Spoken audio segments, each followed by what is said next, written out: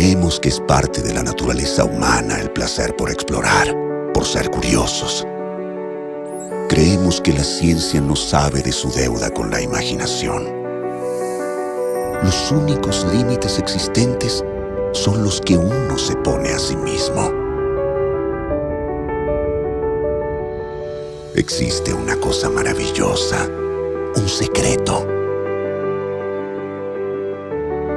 Todo comienza por fijarse un objetivo e ir tras él.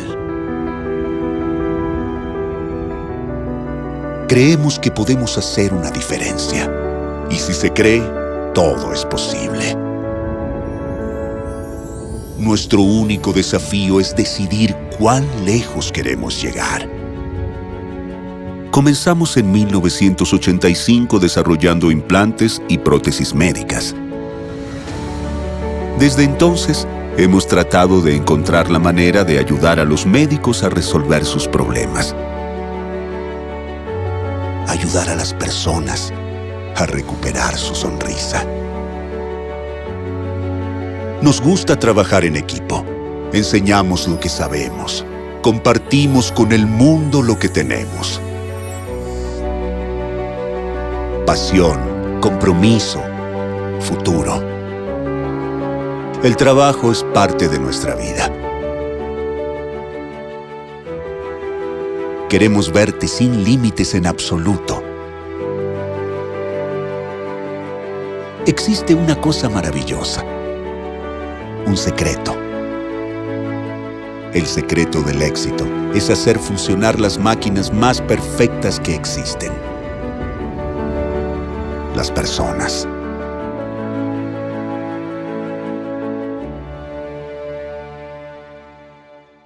Promedom.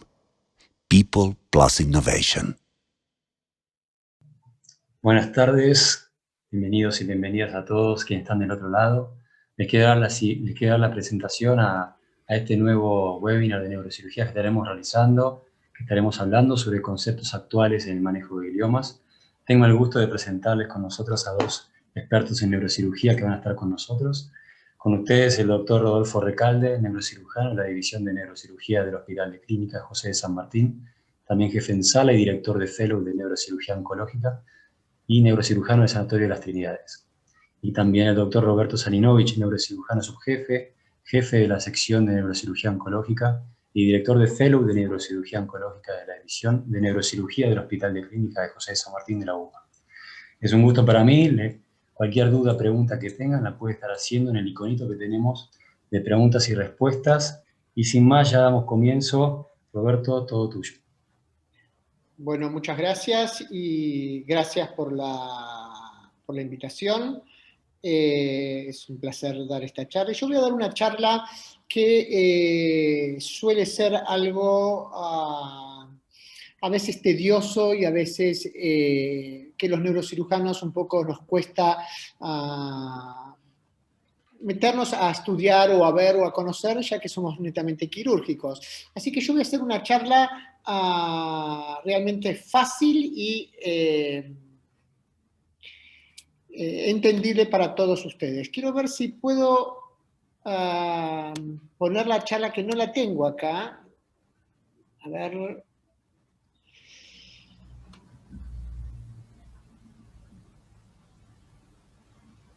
No la puedo poner la charla. Un segundito. Un segundito.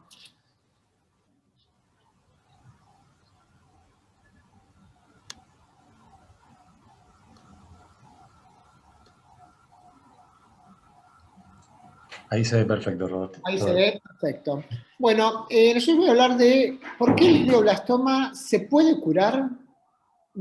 ¿Realmente se puede curar un glioblastoma multiforme?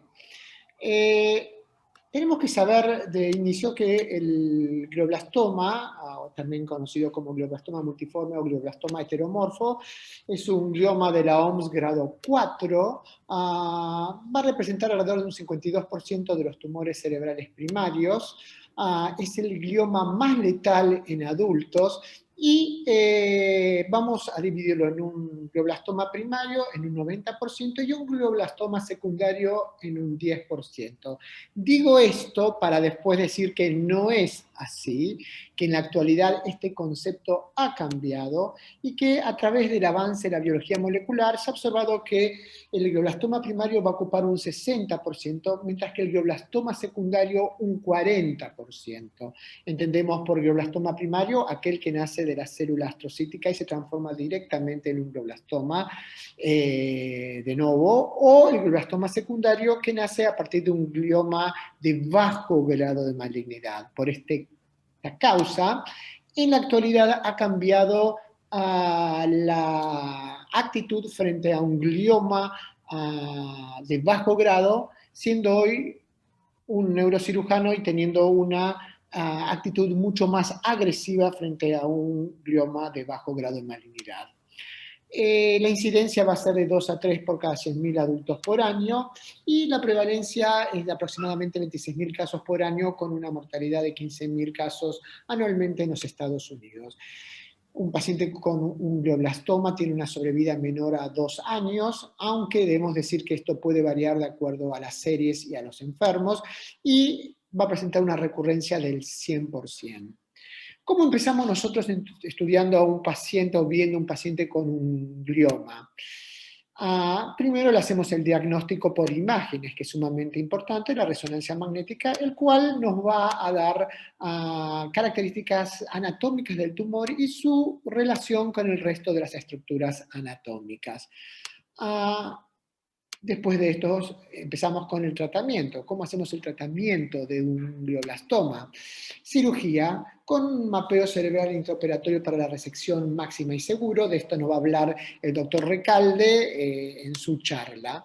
Fundamental hoy hacer una resección máxima y segura de un glioblastoma. Una vez que hacemos la exéresis del tumor, vamos a tener el diagnóstico. El diagnóstico vamos a tener la histopatología, que nos va a decir el tipo de tumor que es, la biología molecular, que es sumamente importante hoy. Hoy no podemos trabajar sin biología molecular, el cual nos va a decir si es IDH1 o IDH2, si está mutado o no mutado, el 1P19Q, la TRX, etc. El MGMT, que nos va a hablar si es sensible o no a la temozolomida, que es la quimioterapia. A su vez vamos a encontrar los subtipos de glioblastomas que nos va a dar el diagnóstico. Si es un tipo clásico, si es neural, si es proneural o si es mesenquimal. Luego lo vamos a tratar al paciente. Le vamos a hacer quimioterapia, que puede ser con temozolomida, bevacizumab, irinotecan, etc. También la radioterapia concomitante, la inmunoterapia, la LITT, la TTF, que son campos magnéticos, o también diferentes protocolos virales como puede ser citomegalovirus, etc. Son todas formas de tratamiento que hay hoy para un glioblastoma multiforme. Obviamente, la que nosotros más utilizamos como primera línea va a ser la temozolomida y la radioterapia concomitante. Ahora bien, ¿se puede curar realmente después de todo este tratamiento, cirugía, etcétera, etcétera, etcétera? ¿Se puede curar? Tenemos que saber que los componentes del glioblastoma multiforme van a ser clones de células en división, células iniciadoras del tumor cerebral, otras células formadoras de estroma, vasos sanguíneos tumorales, necrosis central y factores de transcripción. Esta es una imagen que ustedes tienen que ver y es sumamente importante, lo que nosotros vemos como neurocirujanos o como algún experto en neurociencias, vemos una resonancia magnética, vemos esta imagen y decimos, bueno, tiene aspecto de glioblastoma multiforme, un glioma de alto grado de malignidad. Lo que nosotros no vemos, y es sumamente importante ver, es esto. Acá vemos el tumor, pero vemos toda esta serie de células que van más allá del tumor. Nosotros operamos al paciente, pero fíjense después de operar y hacer una exéresis de mayor del 90% o una exéresis total, todas las células neoplásicas que quedan en la loge quirúrgica y en el edema que rodea al glioblastoma multiforme. Vean todas estas células que quedan. Acá las que vemos marcadas, que son células en color negro, están acá, son las famosas y nuevamente extremadamente agresivas células iniciadoras del tumor cerebral. El tema es que una vez que nosotros hacemos la resección quirúrgica, se considera que va a haber una disminución del 99% de la carga de células neoplásicas. O sea, operamos al tumor, hacemos la exéresis del tumor y vamos a encontrar una disminución del 99% de células neoplásicas. A pesar de eso, luego de la cirugía, va a quedar 100 millones de células neoplásicas en la loge quirúrgica. 100 millones de células neoplásicas en la loge quirúrgica. Después de la cirugía, como ya dije previamente, les vamos a hacer la radioterapia concomitante con la temozolomida. El paciente termina este tratamiento y a pesar de cirugía y este tratamiento, van a quedar 10 millones de células neoplásicas en la loge quirúrgica. ¿Cuáles son los factores que van a contribuir a la malignidad del glioblastoma multiforme? Va a ser las células iniciadoras de tumor cerebral, la angiogénesis y la necrosis central. Las células iniciadoras de tumor cerebral fueron estudiadas a partir de alrededor del 2002 por Ignotova en Gainesville, Florida, y de ahí en adelante fueron estudiadas por SIM, por un grupo acá en Argentina del CONICET Gali, por Wu. Hay diferentes estudios que han centrado su investigación en este tipo de células, que son las células iniciadoras de tumor cerebral. Estas células se van a caracterizar porque es una pequeña fracción de células con propiedades de células madre. Estas son una subpoblación de células tumorales, que se van a presentar, como vemos en este dibujo, como unas esferas que van a estar multilobuladas. Acá vemos un estudio que se ha realizado en el cual se han tomado la muestra de un glioblastoma multiforme de un paciente y se han implantado en el cerebro de un ratón.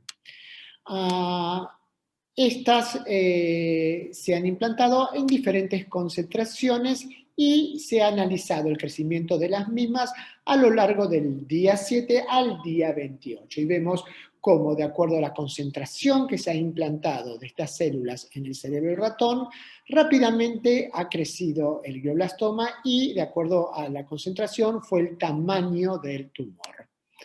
Acá vemos finalmente un corte histológico y acá vemos en la muestra del cerebro luego de la evisceración del mismo. Estas células se van a caracterizar porque se van a encontrar en lo que se llama un nicho de hipoxia. Y la hipoxia, que es gran amiga de las células neoplásicas, va a estar rodeada por células inflamatorias como las células dendríticas, los monocitos, los neutrófilos, los eosinófilos y también la microglia. Estas le van a dar ciertas características a estas células con la capacidad de proliferación, sobrevida, migración e invasión. ¿Cuáles son las propiedades generales de estas células iniciadoras del tumor cerebral? Van a tener una capacidad de autorrenovación a largo plazo, van a ser las iniciadoras del tumor, van a tener una diferenciación multilinaje, van a tener capacidad de migración, como dije previamente, de invasión agresiva al tejido normal, resistencia a la terapia convencional y a la apoptosis y recurrencia de la misma. Estas se van a localizar generalmente a nivel subpial y luego van a rodear la vasculatura para finalmente, a través de los tractos de sustancia blanca, poder migrar y así finalmente invadir. ¿Cuál es otro de los factores de malignidad del glioblastoma? La angiogénesis. Sabemos perfectamente que sin angiogénesis no hay tumor. Un tumor no va a crecer más de 2 milímetros si no va a tener vasos de neoformación. Estos vasos de neoformación se van a caracterizar porque van a depender de qué. Van a depender de un factor de crecimiento endotelial, del factor de crecimiento de fibroblastos y del factor de crecimiento de plaquetas. Todos estos van a estimular el crecimiento de los vasos de neoformación, malignos, que van a nutrir al tumor. Vuelvo a repetir, si estos vasos no existiesen, el tumor no puede crecer más de 2 milímetros. A su vez, estos van a poder ser inhibidos por la angiostatina, la endostatina, el factor plaquetario 4 y la vasculostatina. ¿Qué otro factor va a contribuir a la malignidad? Va a ser el archifamoso por todos nosotros de la necrosis central. La necrosis central va a ser patognomónico del glioblastoma multiforme y va a ser un predictor de mal pronóstico. El patólogo ve la necrosis central y va a decir, es un glioblastoma multiforme. ¿Y por qué? ¿Qué es esto de la necrosis central? Que es un tema importantísimo que un neurocirujano tenga conceptos o ideas del mismo. Acá vemos un corte en el cual este sería un glioma de grado 3 con las células que comienzan a elongarse y todavía estas células van a estar alimentadas por vasos normales. A medida que va creciendo el tumor, vamos a encontrar que hay lo que se llama un asalto vascular y comienza a producirse una alteración al nivel del endotelio de los vasos por fragilidad de la pared del mismo. El tumor sigue creciendo y acá vamos a encontrar que las células comienzan a elongarse y comienzan a secretar factores protrombóticos y se empieza a producir una trombosis, que acá lo vemos bien señalado, del vaso y comienza a formarse un área hipóxica, el cual las células comienzan a elongarse y a migrar desde el centro de esta región hipóxica hacia la periferia. Estas células se llaman células en pseudoempalizada. Acá vemos la necrosis central que comienza a ampliarse y las células que se encuentran ya más en la periferia, elongadas y ya establecidas las células en pseudoempalizada. Acá estas células comienzan a producir ¿qué? Factores proangiogénicos. Entonces, lo que va a hacer es, estos factores proangiogénicos van a comenzar a formar nuevos vasos de neoformación. Y vemos acá ya el área bien establecida, hipóxica, necrótica, y los vasos que se encuentran en la periferia y son los vasos que van a nutrir al tumor y las células que van a estar completamente elongadas y son las células que se llaman en pseudoempalizada. Acá vemos la imagen mucho más ampliada y vemos al vaso completamente trombosado y toda la necrosis central y todos los vasos y todas las células en forma de pseudoempalizada en la periferia que ya migraron y es lo que finalmente va a ver el patólogo. El patólogo, nosotros le vamos a mandar una muestra de la biopsia que hicimos del tumor y el patólogo va a ver básicamente el centro necrótico con el vaso trombosado y en la periferia del mismo todas las células en forma de pseudoempalizada. Acá vemos finalmente la necrosis central y podemos decir que como conclusión, lamentablemente hoy por hoy el glioblastoma le está ganando la batalla a la ciencia, porque lamentablemente todavía no encontramos una curación del glioblastoma. El secreto estaría, quién sabe, en mayor investigación científica, mayor estudio del ADN y las proteínas que estos sintetizan, y quién sabe, estas mismas proteínas que finalmente van a estimular el crecimiento de vasos de neoformación, y de esta manera se nutren estos tumores, también va a ser el lado frágil y en el cual se podría atacar, y quién sabe a través de diferentes medios que puede ser la ingeniería genética, entre otros, se podrá llegar a combatir y algún día encontrar la curación. Por el momento, el glioblastoma no es curable, es una patología incurable, pero tenemos que tener la esperanza que vamos a encontrar la luz al final del camino. Muchas gracias. Muchas gracias, Roberto. Muy buena, muy interesante y didáctica tu presentación. Ahí dejamos de compartir y le damos al doctor Recalde, que nos va a estar compartiendo sobre estrategias quirúrgicas en gliomas. Doctor Recalde, todo suyo.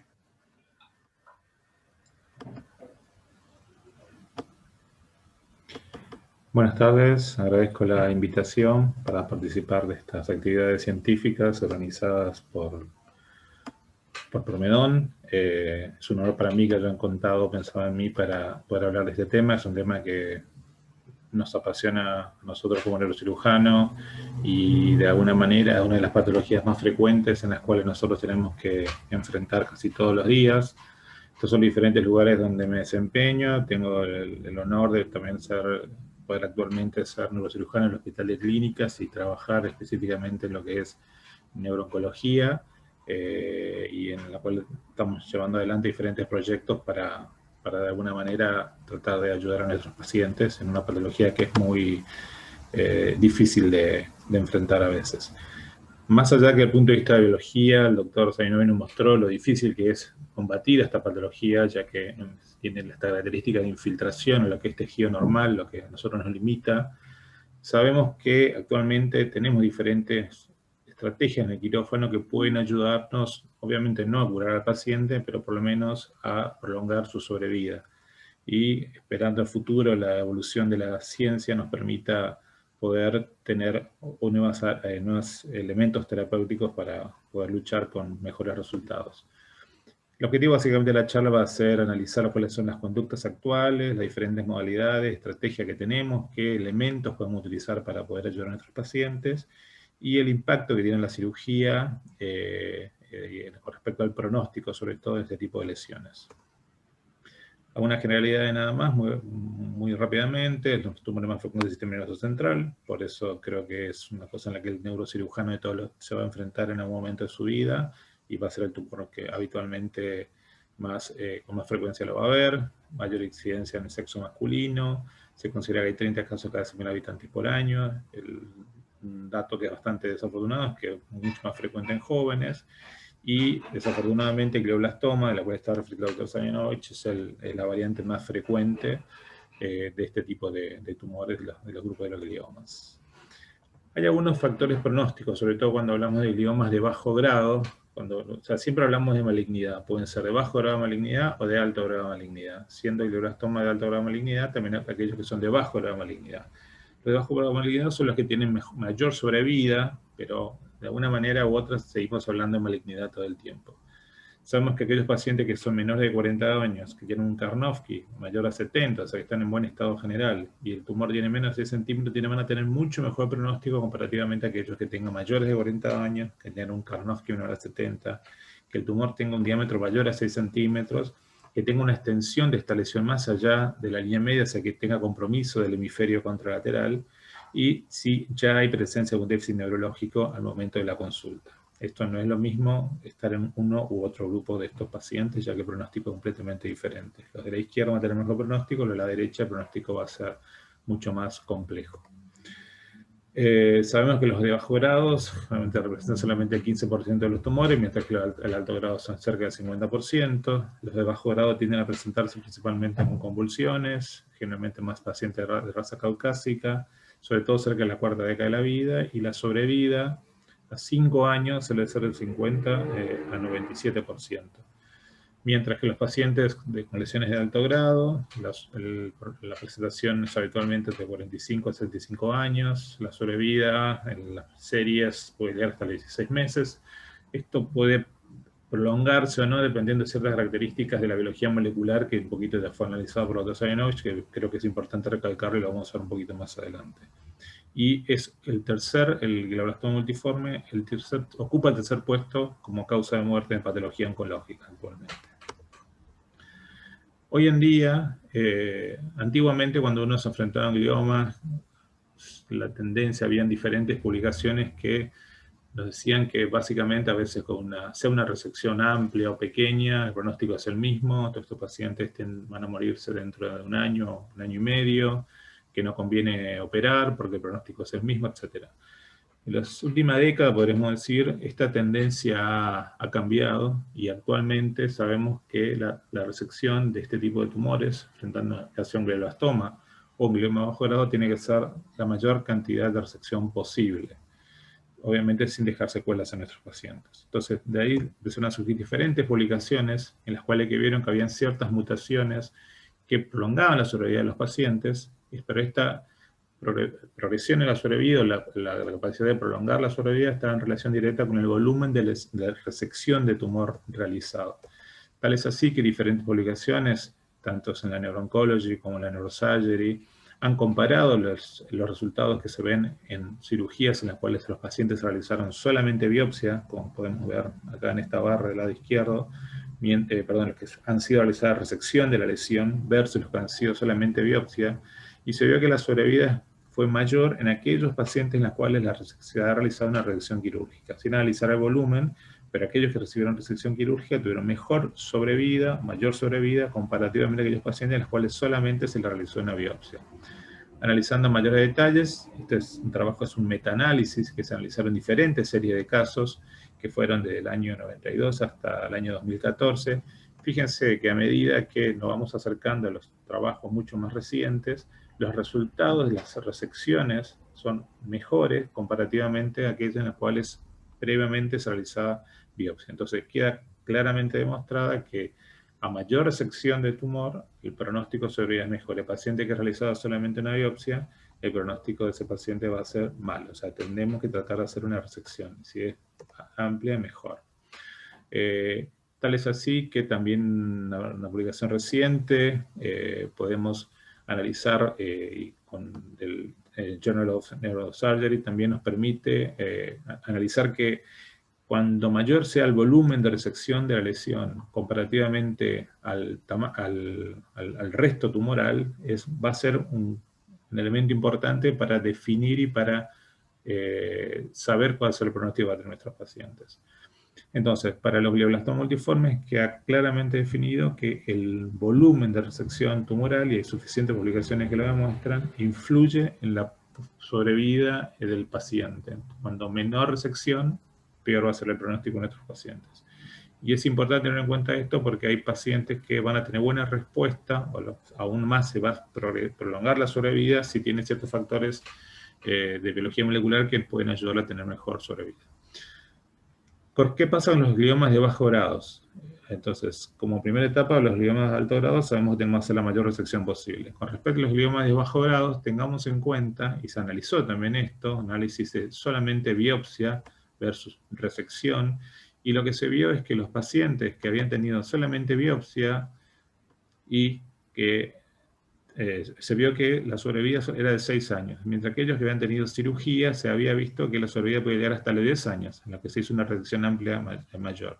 Los que habían tenido solamente biopsia tenían una incidencia de crisis libre de convulsiones del 54%, o sea, uno de cada 2 pacientes casi seguro de tener convulsiones, mientras que si se había realizado una cirugía, la posibilidad de crisis convulsivas era mucho menor, solamente un 20% de los pacientes iban a tener crisis convulsivas. Aquellos pacientes en los cuales se ha realizado una resección, una biopsia, no una resección de la lesión subtotal ni total ni parcial, tenían un 47% de posibilidades de tener una transformación maligna comparativamente a aquellos pacientes que habían recibido una resección de la lesión con un 15% de probabilidad de transformación maligna. Este trabajo es un metaanálisis que analiza la extensión de resección en los gliomas de bajos grados y dejan claro, así, que es importante el porcentaje de resección para la sobrevida de los pacientes. Tienen menor posibilidad de tener crisis convulsivas, tienen menor posibilidad de tener transformación maligna y la sobrevida del paciente es mucho mejor. Otras publicaciones importantes, como la de Micheberger, del grupo de San Francisco, de la Universidad de San Francisco, también del año 2008, analiza la sobrevida comparando la resección total versus la subtotal, y se ve claramente que los pacientes que tienen una resección total tienen una sobrevida mayor comparada a aquellos que recibieron una resección subtotal. Es más, termina analizando posteriormente el porcentaje de volumen de lesión residual.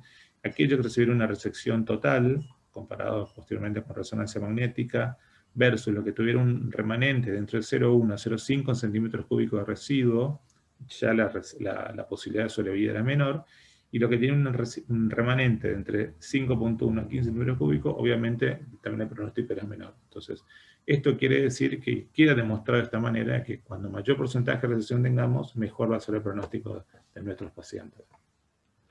Hablando de porcentaje de resección, también en este trabajo se analiza el 100% de resección, entre 90 a 99% de resección, de 49 a 89 y menos de 40%. Como conclusión final, este trabajo nos recomienda que siempre la resección tiene que estar cerca del 100%. Si no podemos llegar a esto, por lo menos cerca del 90%. Eso es lo que realmente marca una diferencia. Fíjense la altura en la que se encuentran estas curvas comparativamente a las otras dos curvas, en las cuales las resecciones son mucho menores. En lo posible, y mientras nos permiten, y vamos a hablar de qué manera podemos hacer una resección segura con nuestros pacientes, tratar de llegar a un 90%, o si podemos arriba del 90% al 100%, mucho mejor para el paciente. Entonces, estas publicaciones en sí, lo que terminan demostrando es que el porcentaje de resección es fundamental para definir el pronóstico y, de alguna manera, la sobrevida de nuestros pacientes. Más allá del tipo de biología molecular que puedan tener esos tumores, porque sabemos que un glioma de bajo grado, tranquilamente, como generalmente o antiguamente se los tendía a considerar. Esta es una diapositiva que mucho me gusta, lo muestro mucho, siempre lo repito mucho, porque habitualmente con un neurólogo, sobre todo, creo que hoy en día muy pocos neurocirujanos, ve esta lesión, le dicen, no, pero esto parece un glioma de bajo grado, no te preocupes, esto crece lentamente, no es necesario hacer nada, tal vez una biopsia, etc. Sí, es como cuando uno juega con un cachorro de un tigre. Pues, un cachorro de un tigre es como tener un gato en la casa, uno lo puede acariciar, puede jugar, no hay ningún tipo de problema. Pero sabemos que hay un porcentaje importante a veces de pacientes que pueden tener progresión hacia la malignidad. Y este cachorro, esta bestia que tenemos acá pequeña, sabemos que con el tiempo tiene altas chances de crecer. Y este mismo paciente o este mismo tumor se va a transformar en una bestia que no va a terminar matando a nuestros pacientes. Por eso siempre es preferible atacar estas lesiones cuando la tenemos en situación, digamos, accesible, o cuando tenemos más chances quirúrgicas, que cuando ya estamos frente a un glioblastoma multiforme, tal vez el resultado va a ser peor. Es fundamental y es clave, dos palabras, ya lo mencionó el doctor Sabinovich, pero me gustaría repetir, la biología molecular. Hoy en día debemos tratar siempre que podamos de acceder a que podamos las muestras que uno toma, acceder a la biología molecular, porque esto nos va a marcar mucho el pronóstico de los pacientes y vamos a saber también saber la sobrevida y qué respuesta van a tener los tratamientos quimioterápicos actuales. Si están metiladas o no están metiladas, la presencia de IDH1, la coagulación 1P19Q, son factores que son claves y que hoy en día recomendamos que uno trate de hacerlo en sus diferentes zonas de lugares de trabajo. Entonces, ¿cómo llegamos nosotros a poder tratar de pelear contra la bestia? No sé si vamos a poder dominar alguna vez como Putin acá consiguió controlar a la bestia, pero sabemos que cuando tengamos mayor resección de lesión, cuanto más podamos sacar la lesión, es muy probable que nuestro paciente va a tener mejor sobrevida y mejor pronóstico. Entonces es clave. ¿Cómo hacemos para tener una mayor resección? Es lo que hoy en día llamamos la resección máxima de la lesión. Para hacer una resección máxima tenemos varios factores que tenemos que analizar. Uno de ellos es la anatomía. Sabemos que un cirujano que no conoce anatomía es como un taxista que no conoce las calles, no sabe para dónde está yendo, no sabe ubicarse, no sabe orientarse. Es fundamental para todo neurocirujano la anatomía, es clave, anatomía de las cortezas, anatomía de las fibras blancas, Es necesario y nos ayuda mucho en la cirugía el uso de ciertos elementos como la neuronavegación, que nos dan orientación tridimensional. A veces es muy difícil orientarse tridimensionalmente en el encéfalo, debido a que es una estructura redondeada, no estamos tan acostumbrados nosotros a ubicarnos en el espacio en estructuras redondas, entonces cuesta mucho la anatomía, el cerebro tiene muchas variantes anatómicas.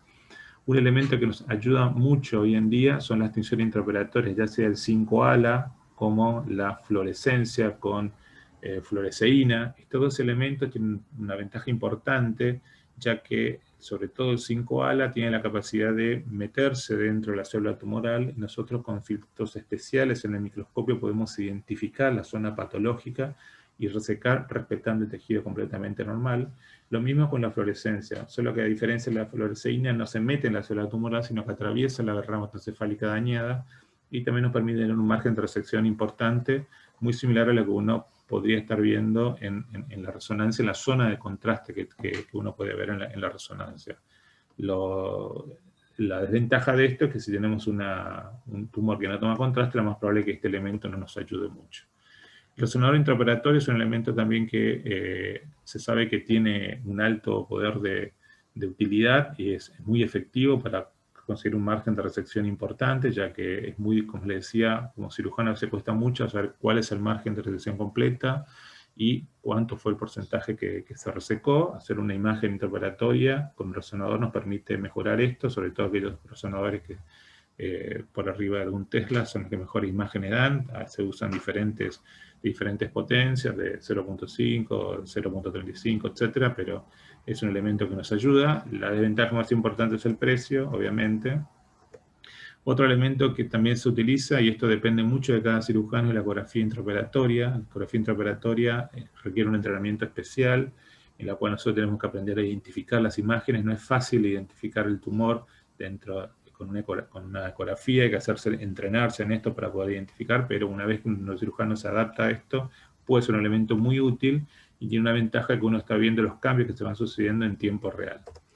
Obviamente también el uso de ciertos elementos en el quirófano, como aspirador ultrasónico de alta generación, como el Clarity, el CUSA, nos ayuda mucho, ya que nos permite hacer resecciones muy precisas en áreas muy profundas y muy cerca de estructuras anatómicas vitales, y resecar de manera subpial, protegiendo la pía. Con respecto a los diferentes elementos, vamos a analizar la anatomía. Sabemos que es clave para nosotros, pero a veces no nos alcanza únicamente, digamos, para la anatomía. Más que nada, hoy en día la anatomía de la superficie, la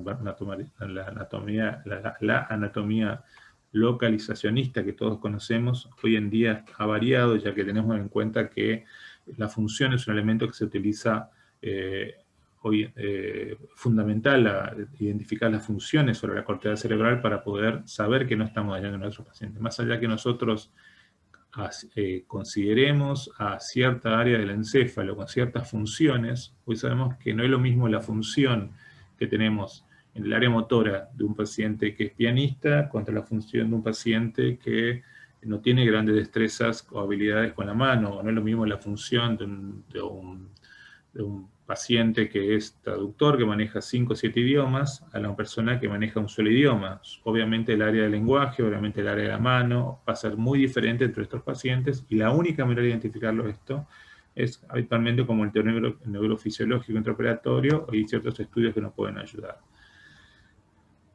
Con respecto a la neuronavegación, es un elemento que si uno lo tiene, ayuda en el quirófano. Los neuronavegadores de última generación tienen bastante gran precisión. El error más importante, la desventaja más importante es que hay distorsiones que uno va generando a medida que va progresando en la cirugía, pero tiene alguna ventaja que nos permite una programación adecuada, nos permite hacer imágenes tridimensionales, nos permite trabajar e identificar los surcos y cortes sobre la superficie del encéfalo, nos permite programar nuestra cirugía una vez recién abrimos la dura madre, en la cual no hay gran distorsión de las estructuras, y también nos podemos sincronizar con diferentes elementos de trabajo, como por ejemplo un bipolar, un aspirador, que nos puede ayudar para estar trabajando en el momento de la cirugía.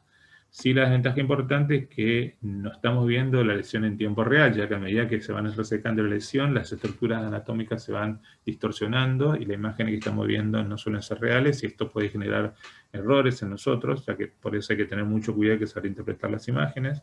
Y a veces, si no hay errores de calibración, nos puede conducir y queremos fiarnos directamente solamente en la neuronavegación, podemos incurrir en errores. El ácido 5-ALA, la tinción que habíamos hablado, es fundamental y se está utilizando principalmente en Europa. Acá en la Argentina no lo podemos utilizar todavía, pero tiene una gran ventaja, sobre todo aquellos tumores que toman contraste, ya que se impregnan dentro de la célula tumoral y nos permite, con los filtros especiales, poder identificar con precisión la lesión y hacer una resección clara y segura. Ya que todos sabemos como neurocirujanos que muchas veces las características de la lesión no nos permite hacer esta resección, ya que no sabemos dónde termina con claramente la lesión. Con estas tinciones especiales podemos lograr ese objetivo.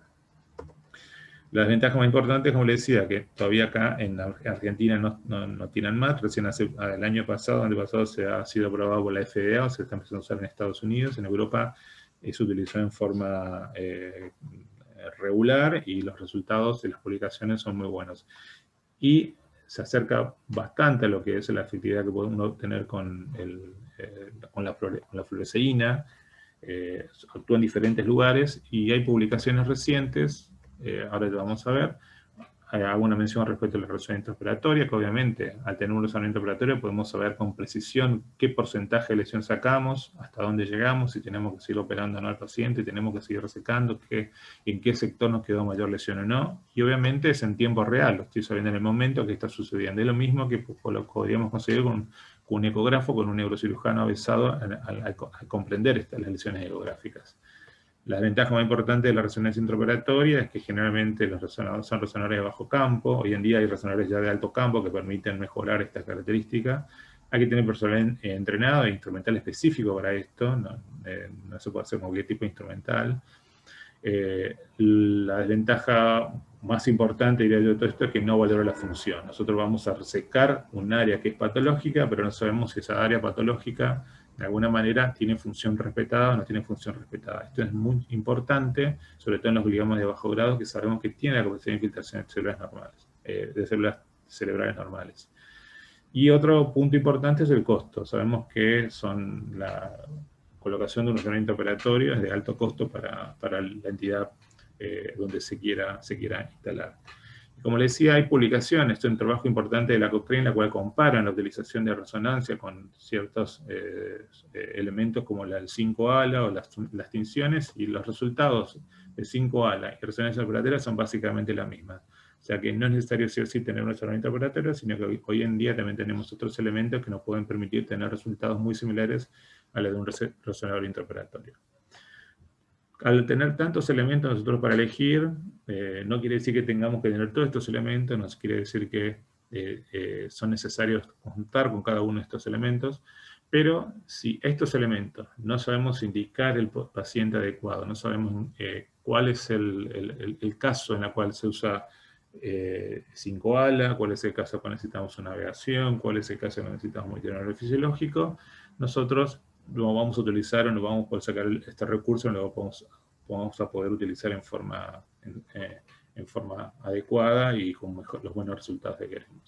Sí es clave que esta resección sea segura. Sabemos que tenemos que sacar la mayor cantidad posible de lesión, pero tiene que ser segura esta resección. No tenemos que generar daños a nuestros pacientes. Y si existe riesgo de daño, tenemos que parar la cirugía y dejar remanente tumoral. Este es un dogma actual y en las cuales debemos nosotros respaldarnos para para respetar la ley primera de la medicina que es primum non nocere. Entonces, ¿cómo hacemos para tener una resección segura? El monitoreo neurofisiológico, en la cual nosotros podemos identificar las diferentes áreas funcionales, tanto motoras, sensitivas, de lenguaje, es clave para esto. La utilización de estimulación cortical, ya sea monopolar o bipolar, es fundamental. Una vez que identificamos las diferentes áreas, saber cuáles son las áreas seguras en las cuales nosotros vamos a poder trabajar y cuáles son las áreas en las cuales es preferible, tenemos que evitarlas para no lesionar a nuestros pacientes. Esto se puede hacer a veces con el paciente dormido, sobre todo cuando estamos trabajando en áreas motoras, pero cuando tenemos que trabajar en el lenguaje todavía no hay protocolos claros que nos permitan hacerlo con el paciente dormido, pero es el momento en el cual nosotros estamos obligados a tener que hacer lo que conocemos como cirugía despierto, en la cual a medida que vamos estimulando diferentes áreas que consideramos que es área del lenguaje del paciente, vamos pidiendo al paciente que vaya realizando diferentes test en la cual estamos asegurándonos y comprobando que estamos en área de lenguaje o no. Y obviamente respetarlas para no generar daños al paciente. ¿Qué ventaja tiene la cirugía despierto? Que permite respetar en forma segura la función, principalmente donde estamos hablando y queremos trabajar sobre áreas del lenguaje. Permite extender el margen de resección en caso de que se considere uno que sea necesario extenderlo, y se habla de lo que se llama cirugía supratotal, que es extenderse. Nos mostraba muy bien el doctor Saninovich cómo hay células tumorales que se extienden más allá de lo que uno considera como lesión. Entonces, si hay un margen de resección mayor, uno considera que puede, no digamos curar, pero puede prolongar más tiempo aún la sobrevida de nuestros pacientes. Hay reportes de esto actualmente. Nos dan información en tiempo real, sabemos con precisión si estamos generando daño, estamos lesionando a nuestro paciente o no, y obviamente lo podemos, solamente la cirugía despierta, lo podemos sumar a la navegación, lo podemos usar al uso de tensiones especiales, etc. ¿Cuál es la ventaja más importante de esto? Que requiere un personal entrenado, tiene que ser un equipo multidisciplinario, y que hay que tener un adecuado planeamiento, tenemos que tener un anestesiólogo entrenado para esto, tenemos que tener un neurólogo, un neuropsicólogo que pueda valorar al paciente antes y después de la cirugía, hay que entrenar al paciente para todo esto. Es fundamental que el paciente esté lúcido, que no tenga déficit neurológico, si no esta cirugía no la podemos realizar. Y obviamente la población pediátrica es mucho más difícil entrenar a un paciente pediátrico para que pueda ser sometido a este tipo de procedimientos. Entonces nosotros vamos a tener todos los instrumentos, todas las herramientas, podemos hacer cirugía de todo, pero si no sabemos utilizar en forma adecuada cada uno de estos instrumentos, no vamos a llegar a conseguir el objetivo que nosotros queremos, y siempre nos va a parecer que hay algo que nos falta. Hay que adaptarse a lo que uno pueda tener en su lugar de trabajo, y desde ya, si yo tuviera que elegir qué elemento nos ayuda más, creo que la neurocirugía como monitoreo neurofisiológico, ya sea con cirugía despierto o dormido con estimulación cortical, bipolar o monopolar, creo que es clave para obtener estos objetivos. Acá algunos ejemplos: un paciente de 42 años que se presenta con un episodio de crisis convulsiva únicamente. Vemos que tanto en FLAIR como en T2, una imagen redondeada, en el lóbulo parietal, muy cerca del área motora. Obviamente, por la proximidad con el área motora, hacemos una resonancia funcional que nos permite ver que el área de la mano se encontraba muy cercana al área de nuestra lesión, razón por la cual también hacemos una tractografía para poder valorar la relación con la vía piramidal. En la cirugía, el uso de la navegación intraoperatoria nos permite identificar una cronotomía adecuada y centrar. Antiguamente, para la cirugía con monitoreo, se realizaban cronotomías amplias para mapear toda la corteza. Hoy en día se hace lo que se llama una cronotomía ajustada solamente al área que uno quiere trabajar, y se mapea solamente el área que a nosotros nos interesa. Con eso nos alcanza a nosotros para poder definir la profundidad en la cual tenemos que trabajar. Acá vemos la imagen de la zona de la cronotomía realizada. Acá se ve la lesión, pero obviamente que necesitamos hacer el monitoreo para identificar qué áreas son las relevantes, cuál es el área motora. El área motora afortunadamente se encuentra un poco por delante, como bien decía la resonancia funcional. A veces la resonancia funcional no siempre es precisa en poder demostrarnos esto. Acá vemos que en este momento estamos realizando los diferentes test de monitoreo y ver si el paciente podía responder haciendo movimientos con las manos, y nosotros vamos estimulando la corteza cerebral, y de esta manera estamos asegurándonos que estamos yendo al mayor margen de seguridad sin lesionar a nuestros pacientes. Y en el tiempo intraoperatorio, una vez hecha ya el mapeo, empezamos a lo que es la resección quirúrgica. Empezamos con la resección de la corticotomía. Nosotros ya sabemos que esta área en la cual vamos avanzando es una área en la cual ya ha sido monitoreada, sabemos que es un área segura, que no estamos lesionando a nuestros pacientes. Delimitamos la zona de resección. Una vez que tenemos delimitado, ya básicamente la cirugía es clásica como cualquiera de las cirugías que estamos acostumbrados de tumor cerebral. Delimitamos los márgenes primero, después, posteriormente, trabajamos en profundidad. Uno, con el entrenamiento que va teniendo, va adquiriendo y va sabiendo diferenciar cuál es un tejido normal de un tejido patológico. Se da cuenta por la manera que actúa el aspirador, uno se da cuenta por la consistencia del tejido que uno va disecando, y obviamente en profundidad también el monitoreo es de gran utilidad cuando sobre todo estamos muy cerca de áreas motoras. A medida que avanzamos en profundidad y siguiendo por el margen de resección seguro y estando nosotros con la consistencia del tejido, sabiendo que estamos en una zona patológica, lo vamos separando del tejido normal y podemos así, con el resonador intraoperatorio, ver los diferentes márgenes y si queremos alguna zona que consideramos que pueda ser de valor patológico justamente, continuamos la resección hasta completar y estar satisfechos con lo que nosotros estamos buscando. Acá tenemos el control de intraoperatorio. Vemos ya que las características, el aspecto del tejido del lecho quirúrgico es completamente diferente a lo que era inicialmente. Y posteriormente, obviamente, se finaliza la cirugía con los cierres habituales. El control postoperatorio con una resección total de la lesión, que terminó siendo un glioma de bajo grado.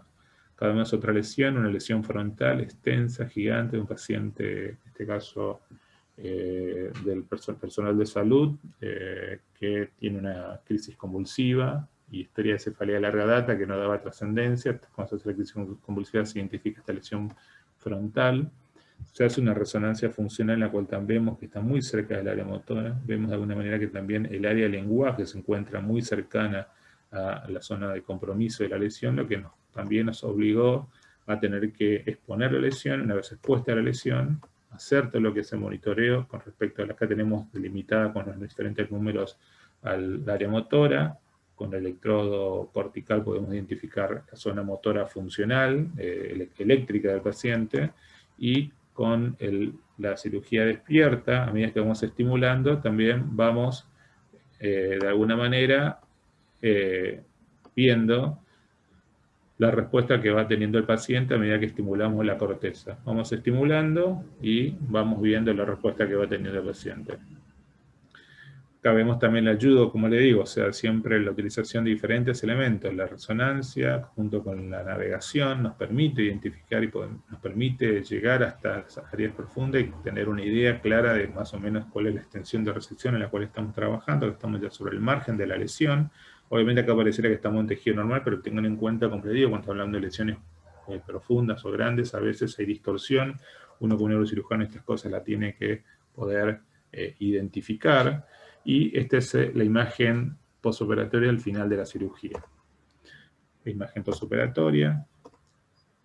Y como última imagen les quería mostrar una lesión un poquito más compleja. Es un tumor frontoinsular.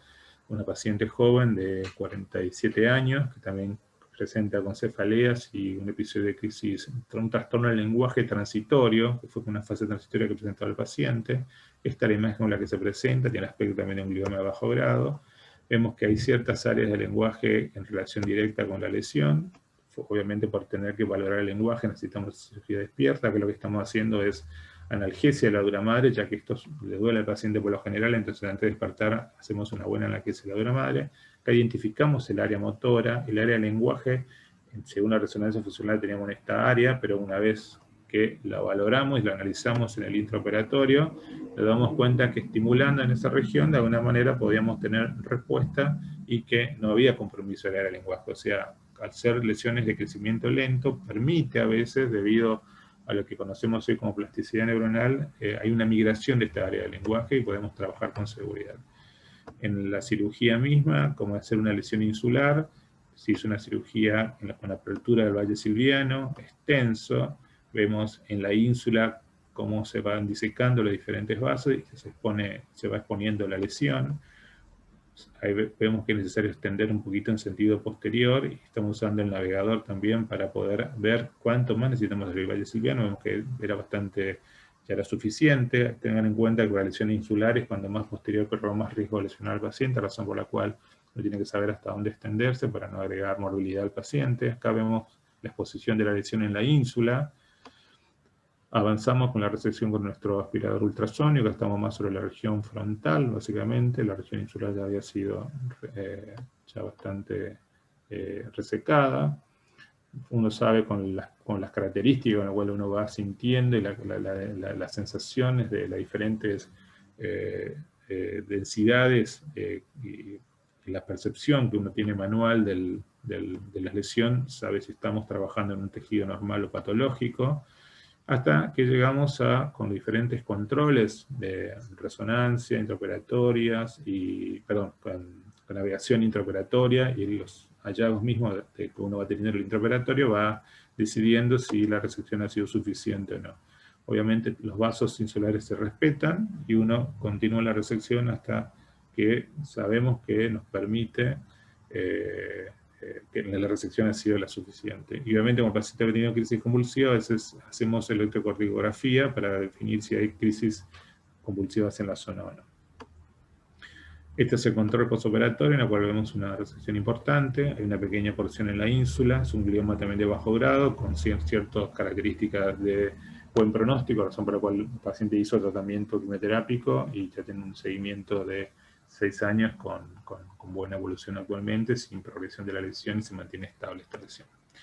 Como conclusiones podemos decir que la resección máxima mejora el pronóstico de sobrevida de los pacientes, la cirugía segura, o sea, respetando las funciones, sigue, obviamente tenemos que realizarla sabiendo elegir los recursos para preservar la función del paciente, sabemos en qué paciente tenemos que despertar, en qué paciente necesitamos hacer estimulación cortical, en qué paciente sí o sí se puede hacer con el paciente dormido, hay diferentes estrategias, diferentes escuelas, más allá del objetivo de esta charla, y la combinación de instrumentos es fundamental para tener mejores resultados. Uno saber usando y tener mucha experiencia con de un navegador, sumado a la fluorescencia y sumado al monitoreo intraoperatorio neurofisiológico, son los elementos que nos permiten, o nos van a permitir poder llegar a una resección máxima y segura. Y obviamente es fundamental el trabajo con un equipo multidisciplinario, en la cual hay que saber, tenemos que tener un neurólogo que sepa entrenar al paciente para todas las tareas que le va a permitir en el intraoperatorio, saber qué tipo de tarea vamos a evaluar, si vamos a evaluar solamente funciones motoras, si vamos a evaluar funciones de lenguaje. Es fundamental tener un neuroanestesiólogo que tenga el entrenamiento en lo que es cirugía despierta, poder despertar al paciente y poder monitorearlo y volver a intubar. Eso depende de la diferente estrategia. Hay quienes hacen toda la cirugía completamente despierta, hay quienes duermen al paciente, lo despierten y lo vuelven a dormir. Eso es fundamental, tener el entrenamiento del equipo de trabajo. Entonces esto, como siempre digo yo, que siempre me llamó la atención la manera en que trabajan en forma combinada y las carreras de catamaranes.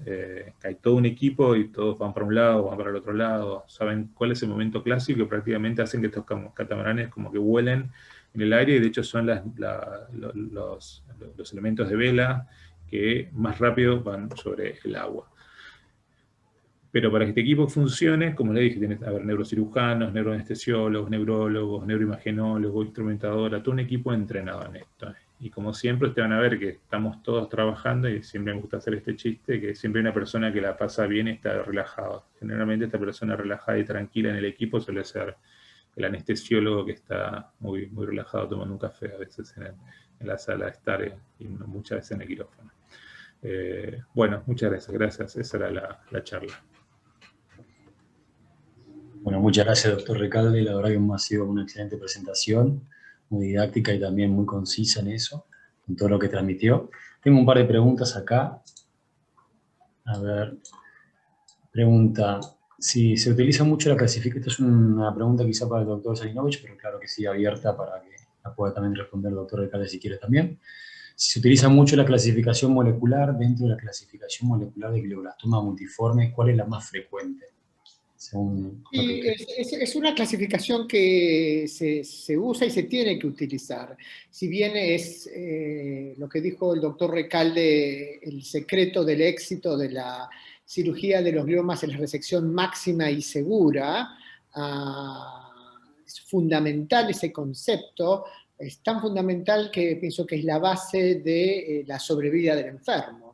La biología molecular nos va a decir el pronóstico del paciente, a pesar de la cirugía extensa. Se tiene que utilizar, o es la base de la biología molecular. La forma más frecuente que se observa es la proneural, que es la que más vemos nosotros en los pacientes con glioblastoma, y la que el paciente tiene mejor pronóstico.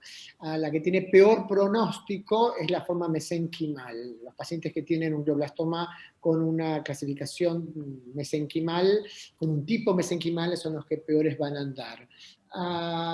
Por eso hoy, antes, cuando el doctor Recalde o yo nos estábamos formando, decía un paciente con glioblastoma multiforme, lo opero y ya sabíamos que para nosotros todos los glioblastomas eran iguales. Hoy por hoy no.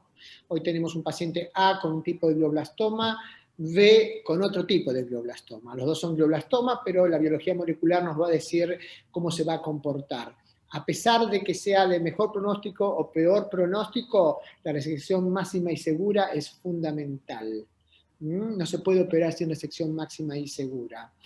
Y por otro lado, por eso yo dije hoy bien al inicio de mi charla, que inicialmente el glioblastoma de novo era antes un 90%, y el secundario, de un bajo grado a un alto grado, era de un 10%. Hoy cambió eso. Gracias a la biología molecular se observó que un 40% de los glioblastomas multiformes son producto de haber sido previamente un bajo grado que se transformó con el tiempo en un alto grado.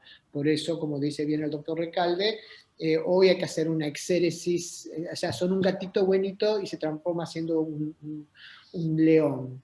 Hay que hacer la exéresis, ¿no? Repito, la forma más frecuente y de mejor pronóstico es la proneural, dentro de la clasificación de biología molecular, y la de peor pronóstico es la mesenquimal. Okay. Son los peores que peor andan, ¿no?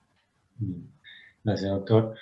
También hay una pregunta más respecto a eso. ¿Qué diferencias hay entre el edema de metástasis y el de glioblastoma multiforme? Bueno, los edemas, el diagnóstico diferencial del glioblastoma multiforme es la metástasis y el absceso cerebral, viceversa lo mismo. Como yo mostré bien la imagen, el glioblastoma multiforme presenta un edema que está completamente infiltrado por células neoplásicas. Uno hace la resección máxima y segura, y sin embargo quedan millones de células, y a pesar del tratamiento con la radioterapia y con la quimioterapia, sigue habiendo células neoplásicas. A pesar de eso, si uno saca mayor volumen de tumor, mayor células van a quedar fuera de la loge quirúrgica. Si uno hace una simple biopsia, va a quedar muchísima mayor cantidad de carga celular en la loge quirúrgica. El edema del glioblastoma presenta una alta infiltración de células neoplásicas, mientras que el edema de la metástasis no. O sea, tiene mucho edema, es a veces el síntoma en una metástasis cerebral es el edema y no tanto la lesión, genera mucho edema vasogénico, pero no hay infiltración neoplásica de células de la meta. Sí hay células de glioblastoma en el edema, del glioblastoma multiforme, ¿no? Muy bien, muchas gracias, doctor. Tengo acá otra pregunta, primero felicitando, diciendo luego que quería consultar las indicaciones para una cirugía con el paciente despierto y qué abordaje prefiere para un glioma insular, transinsular o transilviano. Perfecto. Las indicaciones, a ver, para cirugía despierto, dependería de cada lugar, de cada cirujano. Si tú hablara con Dufault, que es uno de los que primero empezó con lo que es cirugía despierto, diría que todo paciente debería tener cirugía despierto porque el mapeo cortical, él hace una serie de mapeos particulares en los cuales analiza muchas funciones cognitivas, se refiere mucho a un mapeo de un paciente con un contador, no es lo mismo que el paciente que es escritor, que no es lo mismo el paciente que es científico, entonces hacen protocolos especiales para esto. Eso es el extremo de lo que es la cirugía despierto. Lo que está más, digamos, difundido y lo que está más estandarizado y lo que la mayoría de los nobles mortales como nosotros hacemos, que nos llamamos como el doctor Dufault, o por ejemplo lo que promueve el doctor Micheberg también, es siempre necesitamos evaluar lenguaje, tenemos que despertar al paciente. Si no es necesario evaluar el lenguaje, de alguna manera, o sea, si la lesión que nosotros tenemos no tiene compromiso con el lenguaje, nosotros podríamos hacer una cirugía dormida, pero es fundamental que el neurofisiólogo tenga entrenamiento en lo que es monitoreo intraoperatorio. para poder identificar la área de la corteza que va a ser funcionalmente motor y que tenemos que respetar, y en profundidad también por identificar los fascículos en las fibras blancas. Cosa que esto no hay manera solo con el paciente dormido. Entonces, para resumir, digamos, si es para motor, podría llegar a ser una cirugía de dormido, pero necesitamos un neurofisiólogo. Si no tenemos neurofisiólogo, ahí sí hay que despertar al paciente y podemos hacer nosotros como neurocirujano un monitoreo que se llama con estimulación bipolar, y si es lenguaje, sí o sí, generalmente hay que pensar en despertar al paciente. Obviamente, si es un paciente pediátrico, no lo vamos a poder hacer. Si el paciente está afásico, no lo vamos a poder hacer. Por eso es fundamental la colaboración del paciente. Y con respecto a las cirugías a los tumores insulares, los tumores insulares tienen la característica de que hay publicaciones muy interesantes en los últimos años también del equipo de California, en la cual depende de la localización. Sobre todo si están en la mitad anterior, digamos, por delante de los giros cortos, por delante del foramen de Monro, son tumores que son bastante accesibles y que podemos tener mejores resultados comparativamente a lesiones que son mucho más posteriores. Para llegar a la ínsula hay dos caminos, como bien lo refiere el colega que hace la pregunta. Puede ser transinsular o transilviano, transopercular, perdón, o transilviano. Transopercular es resecar el opérculo frontal o temporal y llegar a la ínsula. Esto nos obliga a nosotros a tener que mapear ese tejido, sobre todo si estamos en el hemisferio, digamos, dominante, porque podemos estar resecando, podemos estar lesionando al paciente del área del lenguaje, entonces sí o sí tenemos que mapear ahí. O la otra alternativa es disección quirúrgica del valle silviano, se abre, se diseca el valle silviano, se separan los opérculos y llegamos directamente a la ínsula, que es el ejemplo que mostré, el último ejemplo de la cirugía. Disección. ¿Eso de qué depende? Depende mucho del entrenamiento de cada cirujano. O sea, hay cirujanos que prefieren hacer la estimulación, hacer el mapeo y ir transopercular directamente, y hay quienes prefieren abrir el valle silviano y caer directamente a la ínsula respetando el opérculo de forma completa. No hay un dogma con esto. Creo que depende del cirujano y si le guste ese tiempo que implica la disección de valle silviano no es corto, lleva tiempo, y si uno no está entrenado puede prolongar innecesariamente la cirugía. Entonces, si uno quiere hacerlo y le gusta hacerlo, lo hace transilviano, y si quiere hacerlo transopercular, uno se puede hacer tranquilamente también, pero es fundamental hacer mapeo de la corteza del opérculo para asegurarnos que no estamos lesionando. Si estamos del lado del hemisferio dominante, de alguna manera, tener mucho más cuidado porque podemos lesionar el área de Broca. Perfecto, clarísimo. Gracias, doctor. Y acá hay una pregunta más. ¿Qué opina sobre las recidivas en gliomas de bajo grado? Y agradece la charla. Esto, sí, si quieren puede responderla. Mi breve opinión, y después se la paso al doctor Zaminovich. Las recidivas, yo creo que es clave la biología molecular del tumor. Saber qué tipo de recidiva estamos teniendo, qué tipo de tumor estamos enfrentando. En este sentido, como yo pienso un poco como dice Dufo, siempre tengo una recidiva y que sepamos que va a tener mala respuesta al tratamiento quimioterápico, no va a tener buena respuesta al tratamiento quimioterápico, siempre en lo posible pensar a cirugía. ¿Por qué? Porque si uno dejó remanente tumoral que en un área funcional importante, sabemos que esa área funcional con el tiempo puede migrar hacia otra región y esa zona de tumor puede ser accesible para cirugía. Entonces, particularmente pienso que uno, sobre todo si tiene factores buen pronóstico el tumor, pensar en una segunda resección, una tercera o cuarta resección, hoy en día no es una mala idea. No sé qué piensa el doctor Zaminovich. Sí, completamente de acuerdo. Igualmente, primero hay que fijarse si es una recidiva o es resto de tumor que no se sacó. Para eso uno tiene que tener una resonancia postoperatorio inmediata para ver si quedó tumor. Porque a veces se confunde lo que es una recidiva tumoral de lo que es tumor que no fue resecado. Si es una recidiva tumoral, hoy se opera. Fundamentalmente se tiene que operar, y completamente de acuerdo con el doctor Recalde, 1, 2, 3 veces lo que sea necesaria, siempre y cuando el paciente tenga un Karnofsky adecuado por arriba de 70 y esté en condiciones de afrontar una cirugía, ¿no? Pero hoy por hoy se operan sobre todo un bajo grado, ¿no? Siempre es un potencial candidato a ser un alto grado de malignidad. Entonces, hoy se opera con toda la tecnología que tenemos presente, ¿no? Pero es completamente quirúrgico las recidivas en los gliomas de bajo grado de malignidad. Bien. Bueno, doctores, ya estamos con el tiempo y también de preguntas. quiero entonces dar por finalizado el webinar y agradecerles a ustedes por estar ahí y poder transmitirnos los conocimientos que han transmitido. Quiero hacer una acotación para aquellos jóvenes que tengan interés de hacer el Fellow de Neurocirugía Oncológica.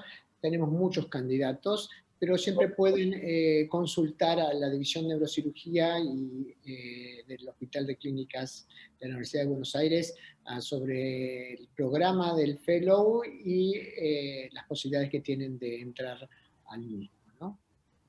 Excelente, doctor. Muchas gracias por eso. Muchas gracias por la invitación. Bueno, Gracias por la invitación. Muchas gracias por estar del otro lado y bueno, estaremos encontrándonos en otra oportunidad. Cuídense. Saludos. Hasta luego. Hasta luego. Hasta luego. Gracias.